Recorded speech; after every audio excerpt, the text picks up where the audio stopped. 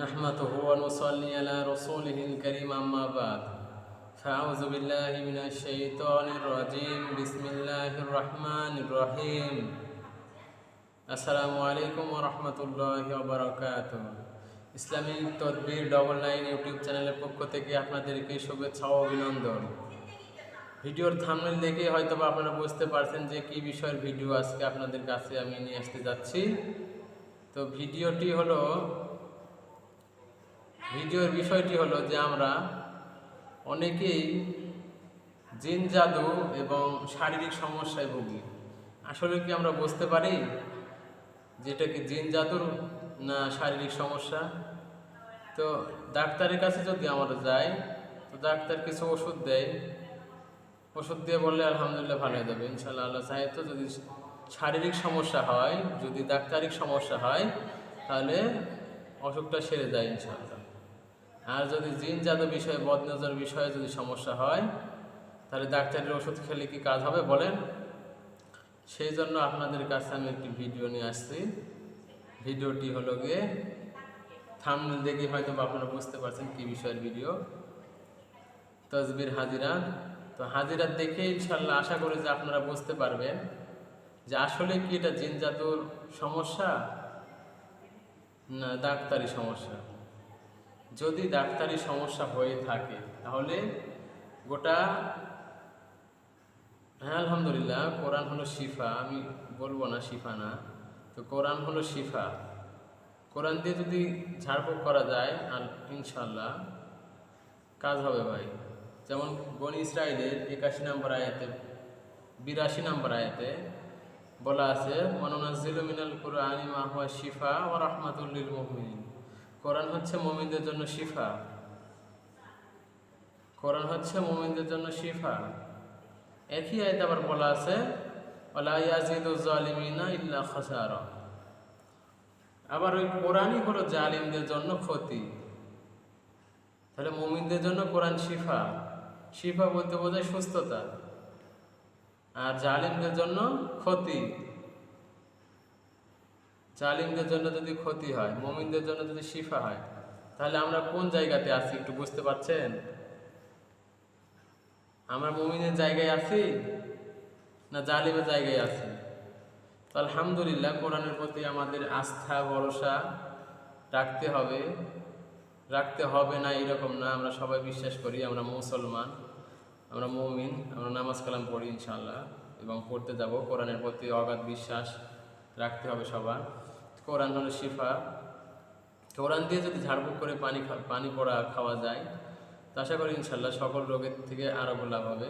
তবে ডাক্তারি সমস্যা, ডাক্তারি ওষুধ খাওয়া যেমন সুন্নাহ, তেমন কোরআন দিয়ে ঝাড়ফুঁক করাও সুন্নাহ। যাক ভাই, আমি বেশি দূর না যাই, বেশি না বলি, তো আপনাদের সামনে যেই তসবির হাজিরাত বিষয় যেটা ভিডিওটা এনেছি, অবশ্যই আপনারা থাম্বনেল দেখে বুঝতে পারছেন। তো আসলে যদি বদনজর কিংবা জিনের সমস্যা হয়, এটা গোটা পৃথিবীর ডাক্তারও যদি এক জায়গায় হয়ে যদি আপনাকে ওষুধ দেয় তো ওই ওষুধ খেয়ে কোনো দিন আপনার কাজ হবে না ভাই, কোনো দিন আপনাদের কাজ হবে না। আমি গ্যারান্টি সহ বলতে পারি যদি ডাক্তারি সমস্যা হয় তাহলে ডাক্তারি ওষুধ খেলে সেরে যাবে ইনশাআল্লাহ, আশা করা যায়। আর যদি বদনজর সহ জিনের সমস্যা হয় তাহলে পৃথিবীর সকল ডাক্তার এসেও যদি আপনাদেরকে ওষুধ দেয় তো ওষুধ খেয়ে কোনো দিন কাজ হবে না। তো সেই জন্য আপনারা সহজ একটি আমল, যে আমল করলে পারে আপনারা নিজেই বুঝতে পারবেন যে আসলে কি জিনের সমস্যা, জাদুর সমস্যা, বদনজরের সমস্যা, ডাক্তারি সমস্যা। ইনশাআল্লাহ আল্লাহ তাআলা চাহে তো আপনার যে হাতে যে তসবি থাকবে, তসবিকে আপনি জিজ্ঞাসা করবেন যে তসবি যদি জিনের সমস্যা হয় তাহলে ডানে থেকে বামে নাড়াও। যদি জিনের সমস্যা হয় ইনশাআল্লাহ তাআলা তাহলে ডানে থেকে বামে নাড়াবে। যদি আপনি বলেন যদি শারীরিক সমস্যা হয়, ডাক্তারিক যদি সমস্যা হয় তাহলে তুমি পূর্ব থেকে পশ্চিমে নাড়াও। তাহলে ইনশাআল্লাহ তাআলা আল্লাহ চাহে তো যদি ডাক্তারি সমস্যা হয় আল্লাহ তাআলার হুকুমে তসবিহ পূর্ব থেকে পশ্চিমে ঝোঁকাবে। যদি বিশ্বাস না হয় কাজ আপনি করে দেখেন। যদি উভয় সমস্যা হয়, যদি বলেন ডাক্তারি সমস্যা এবং জিনের সমস্যা আছে কি, তাহলে আপনি জিজ্ঞাসা করবেন তসবিহকে আল্লাহ তাআলার প্রতি অগাধ বিশ্বাস রেখে। তাহলে যদি উভয় সমস্যা হয়, ডাক্তারি এবং জিনের সমস্যা যদি হয়, তাহলে তসবিহকে বলবেন গোল গোল ঘুরতে, তাহলে ইনশাআল্লাহ তাআলা গোল গোল ঘুরবে। বিশ্বাস হয় না? না ভাই, তসবিহ একটা মরা জিনিস। মরা বললাম এই কারণে যে এর কোনো প্রাণ নেই, না শ্বাস নিঃশ্বাস নিতে পারে, না হাঁটা চলাফেরা করতে পারে। যেখানে রাখবেন, যেইভাবে রাখবেন সেইভাবেই থাকবে। যেখানে রাখবেন, যেখানে থাকবে, না হাঁটতে পারে, না শ্বাস নিতে পারে, ওইখানেই থাকবে। তাহলে তসবির কোনো প্রাণ নেই, আমরা যেটা বুঝি। তো আপনি যদি তসবিহ দিয়ে আমল করেন, তা আমলটা আপনাদেরকে বলে দিই, ভিডিও বেশি বড় না করি। তো আমলটি হলো যে এই যে তসবিহটা দেখছেন, তসবিহটা হতে হবে সবচেয়ে ভালো হয় সাদা কালারের। যদি তসবিহ হয় আপনাদের, এই সাদা কালারের তসবিহ নেবেন। সাদা কালারের তসবিহ নিয়ে কিছু আমল আছে। প্রথমে আমলটি শুরু করবেন বৃহস্পতিবারে, যে কোনো মাসের, আরবি মাসের যদি বৃহস্পতিবারের দিন থেকে আপনারা আমলটি চালু করতে পারেন, তো ইনশাআল্লাহ তাআলা আল্লাহ চায় তো সবচেয়ে ভালো হয়। তবে আমল যে করতেই হবে তা আমি বলবো না। আমল সেই দিন থেকে করবেন তো আলহামদুলিল্লাহ ইনশাআল্লাহ আশা করা যায় সেই দিন থেকেই ফল পাবেন, সেই দিন থেকেই ফল পাওয়া শুরু করে দেবেন। তবে আমি বলবো যে আমলটা যদি করেন আপনারা, তাহলে আমল চালাই যাবেন, কোনোদিন ছাড়বেন না, আমল কোনোদিন ছাড়বেন না। আমল চালাতেই হবে আপনাদেরকে।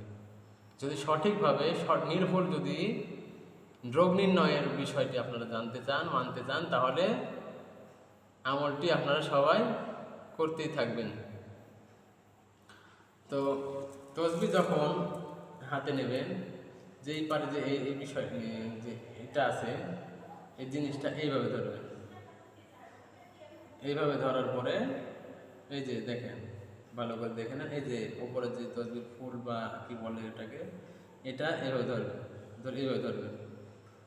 ধরার পরে তসবিহকে আমল করা শুরু করে দেবেন। প্রথমে আপনি কি করবেন, যে আল্লাহ তাআলার কুদরতি 4টি নাম আছে। আল্লাহ সুবহানাহু ওয়া তাআলা 4টি কুদরতি নাম আছে। এই 4টি কুদরতি বা আসমাউল হোসনা যে নাম 4টি, নামটি আপনি 41 বার পড়বেন। প্রতিদিন নিয়ত করবেন যে নাম 4টি, এই 4টি নাম প্রত্যেক দিন আপনারা 101 বার করে পাঠ করবেন।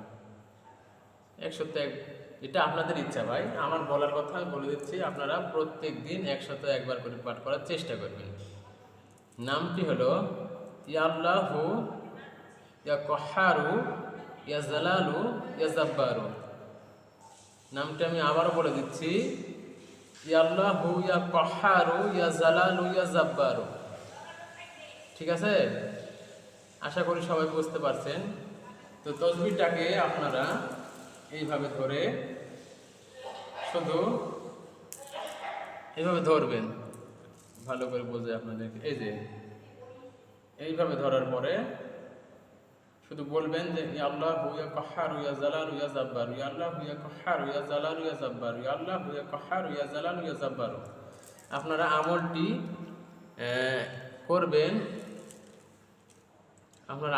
করবেন, 21 দিন।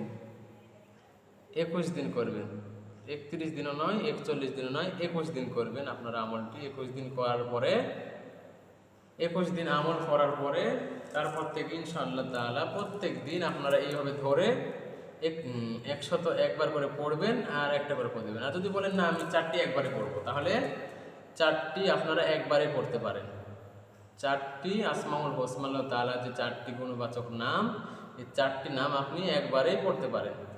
আমি যেভাবে আপনাদেরকে বলে দিলাম, এবার তসবিহ ধরে ইয়া আল্লাহু ইয়া কাহ্হারু ইয়া জালালু ইয়া জাব্বারু।